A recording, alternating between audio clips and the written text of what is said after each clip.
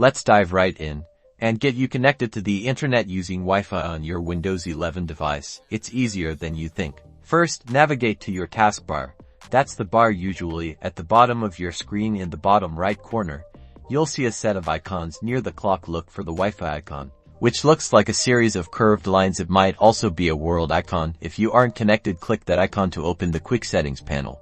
Once the Quick Settings panel is open, you'll see a list of options. Look at the tiles. Locate the Wi-Fi tile. If Wi-Fi is disabled, then it'll be gray. If it is enabled, it will be blue. If the Wi-Fi tile is gray, click it to turn Wi-Fi on. This will start scanning for available networks. Now, you should see a list of Wi-Fi networks available in your area. These are the networks your computer has detected. Click the specific Wi-Fi network you want to connect. To be mindful of your network's name, as often there are multiple access points with similar names. After selecting your network, a window will pop up asking for the network security key or password. Carefully enter the password for your Wi-Fi network. Make sure to get the password right. Case sensitivity matters. Once you've typed it, click the Next button.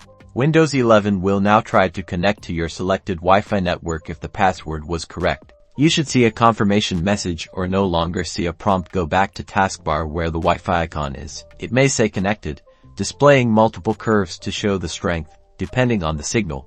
If you have a strong signal and it's connected, congratulations.